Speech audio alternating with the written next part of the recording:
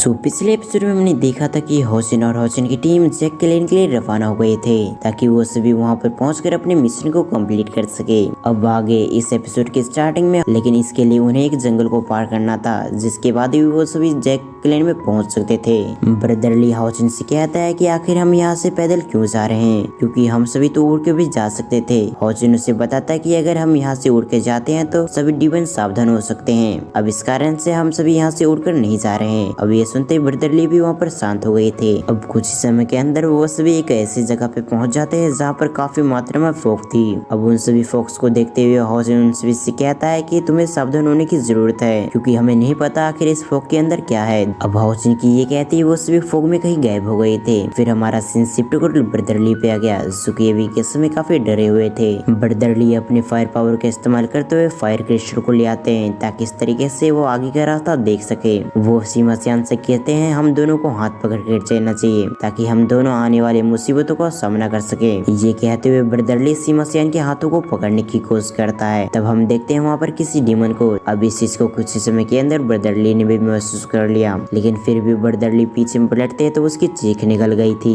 हमारा scene shift कर सीमासियान पे आ गया, जो कि अभी का समय लगातार आगे की तरफ बढ़ रहा था क्योंकि उसे अपनी लवर दिख गई थी। वो अपनी लवर के पास जाते हुए कहता है आखिर तुम यहाँ पर क्या कर रही हो, क्योंकि यहाँ पर मैं आ चुका हूँ जिस वजह से मैं तुम्हें प्रोटेक्ट करूंगा। अब सीमासियान की ऐसी बातें सुनते हुए वो लड़की भी काफी खुश हो चुकी थी, जिसके अगले पल सीमासियान के आसपास काफी मात्रा में फॉग फैलने लगती है, यानी कि पर्पल कलर की एनर्जी उसकी बॉडी के अंदर एंटर करने लगती है। जब उन सभी की आंखें खुलती है तो उन्हें पता चलता है कि सभी लोग यहाँ पर फंस चुके हैं। एक डिमोनिक फ्लावर की नूह सभी से कहती है मैं तुम सभी को खत्म कर दूंगी, मैंने काफी समय से कुछ भी नहीं खाया है, जिस वजह से अगर मैं तुम सभी को खा लेती हूँ तो एक लंबे समय तक मुझे भूख नहीं लगेगी। ये सब कहते हुए वो ब्रदरली को खाने की कोशिश करती है। होशिन अपनी पावर को इस्तेमाल करते हुए ब्रदरली को बचा लेता है। अब होशिन को आजाद देखकर वो फ्लावर डिमोनिक किंग काफी गुस्से में आ चुका था। वो कहता आखिर तुम्हारी हिम्मत कैसे ऐसे करने की, लेकिन उससे पहले आखिर तुम अपनी पावर को कैसे इस्तेमाल कर पा रहे हो। अब उसकी ऐसी बात सुनते हुए होशिन उससे कहता है हमें पहले से इसके बारे में जानकारी था,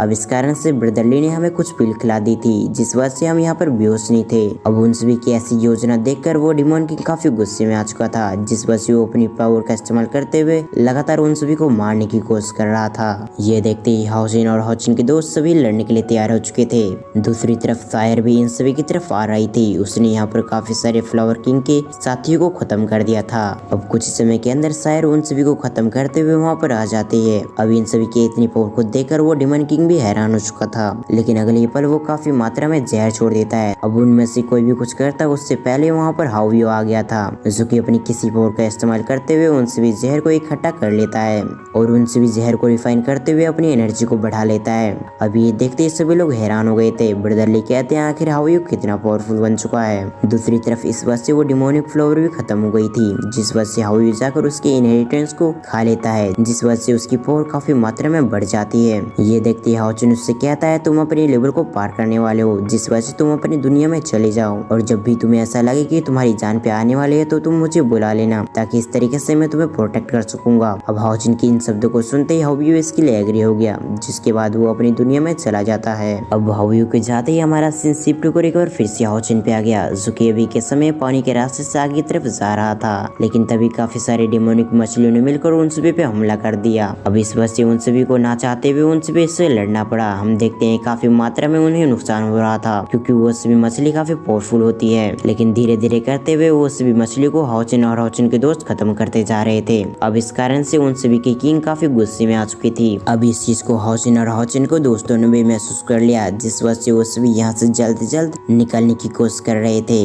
अब वो सभी वहाँ से निकल पाते उससे पहले उसकी शार्क किंग वहाँ पर आ जाती है, जो कि आते ही काफी गुस्से में लग रही थी। वो लगातार उन सभी पे अटैक करने लगती है ताकि इस तरीके से उन सभी को खत्म कर सके, लेकिन दूसरी तरफ होशिन और होशिन के दोस्त अपनी पावर का इस्तेमाल करते हुए लगातार उसके अटैक को डोज कर रहे थे, क्योंकि अभी के समय उनके पावर इतनी नहीं थी कि वो उस शार्क का सामना कर सके।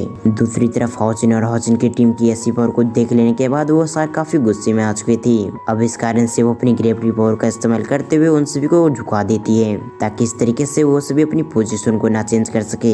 वो शार्क इन सभी को एक जगह रोककर एक पावरफुल अटैक करने लगती है, ताकि इस तरीके से इन सभी को एक ही बार में खत्म कर सके, और कुछ समय के अंदर वो शार्क उस अटैक को तैयार भी कर लेती है। देखते देखते शार्क ने उन सभी पे हमला कर दिया। अब वो हमला उन उन सभी को लगता है उससे पहले हाउची ने अपनी पावर का इस्तेमाल करते हुए उन सभी को मैक्रोमैंस के अंदर टेलीपोर्ट कर लिया ताकि इस तरीके से उन सभी को बचा सके। और होता भी कुछ ऐसा ही है, होचिन और हाउचिन के दोस्त सभी बच चुके थे। अब अपनी स्पेशल पावर का इस्तेमाल करने की वजह से हाउचिन और भी चोटिल हो जाता है क्योंकि अभी के समय वो उसने काफी सारे मछली को पहले मार दिया था। अब इस कारण से उसकी स्पेशल एनर्जी काफी खत्म हो चुकी थी। तभी देखते देखते मैक्रोमैंस नष्ट होने लगती है। ये देखते सभी लोग हैरान हो चुके थे। तब हमें पता चलता है वो शार्क के पास भी ऐसी पावर है कि वो कहीं भी जा सकती है। अब इस कारण से वो मैक्रोमैंस के अंदर एंटर करने की कोशिश कर रही थी। अब इस कारण से मैक्रोमैंस के अंदर जितनी भी चीजें थी वो सभी नष्ट हो रही थी। हम देखते हैं हाउचिन और हाउचिन के दोस्त काफी घबरा चुके थे क्योंकि अगर ये शार्क यहाँ पर आ गया तो वो सभी जरूर मारे जाएंगे। लेकिन इससे पहले वो बिल्डिंग पूरी तरह से टूटती उससे पहले वहाँ पर मैक्रोमैंस के हेड आ गए। ये कहते हुए मैक्रोमैंस ने एक अटैक से उसे पीछे धकेल दिया। अब मैक्रोमैंस को देखकर वो मछली की हालत खराब हो गई थी क्योंकि उसके अंदर से जो एनर्जी निकल रही थी वो काफी खतरनाक होती है। अब इस कारण से वो शार्क वहाँ से चली जाती है क्योंकि वो समझ चुकी थी कि अगर उसने इन सभी को मारने की कोशिश करी तो वो जान से मारी जाएगी। अब उस शार्क के जाते ही मैक्रोमैंस अपनी पावर का इस्तेमाल करते हुए उनसे भी पूरी बिल्डिंग को ठीक करने लग गया। अब कुछ समय के अंदर वो पूरी बिल्डिंग ठीक हो जाती है जिस वजह से हाउचिन के दोस्त काफी खुश हो चुके थे। अब मौका देखते ही वो सभी वहाँ पर कल्टीवेशन करने के लिए बैठ जाते हैं ताकि इस तरीके से वह सभी अपनी पावर को बढ़ा सके। जिसके बाद हमारा सीन शिफ्ट होकर फिर से बाहर आ गया जहाँ पर अभी के समय कुछ डिमंस थे जो कि डिमन हंटिंग कैंप को ढूंढ कर उसे खत्म कर रही थी। तभी हम देखते हैं उन सभी मछलियों ने उन पे हमला कर दिया ताकि इस तरीके से उन डिमंस को खत्म कर सके। लेकिन इससे पहले उस डिमन ने अपनी पावर का इस्तेमाल करते हुए उन सभी को झटके से खत्म कर दिया। फिर वो कहता है इन सभी मछलियों को देखते हुए ऐसा लग रहा है कि यहाँ पर जरूर कोई इंसान आया था और देखने से ऐसा लग रहा है कि वो व्यक्ति काफी पावरफुल होगा जिस वजह से हमें उनसे मिलना होगा ताकि इस तरीके से हम उनकी पावर को चेक कर सके आखिर वो सभी कितनी पावरफुल है। अब उसकी ये कहती है हमारा सीन शिफ्ट होकर अगले 3 महीने के बाद आ गया जहाँ पर हाउचिन और हाउचिन के दोस्तों ने अपनी पावर को बढ़ा करते हुए जैकलैंड के अंदर एंटर कर चुके थे यानी कि बॉर्डर पे आ चुके थे। सीमा सियान कैप्टन की तरफ देखते हुए कहता है कैप्टन आखिर हम यहाँ पर कैसे जाए अंदर क्योंकि अगर हम अंदर जबरदस्ती घुसने की कोशिश करते हैं तो हम मारे जाएंगे। और बीसी सीन के साथ ये पार्ट यहाँ पर एंड होता है। अब अगर आपको एक्सप्लेनेशन अच्छा लगा तो वीडियो को लाइक करके चैनल को सब्सक्राइब कर लें। इसके साथ ही साथ बेल आइकन को प्रेस करना ना भूलें। तो फिर मैं मिलता हूँ किसी और वीडियो में, जब तक के लिए थैंक्स फॉर वॉचिंग।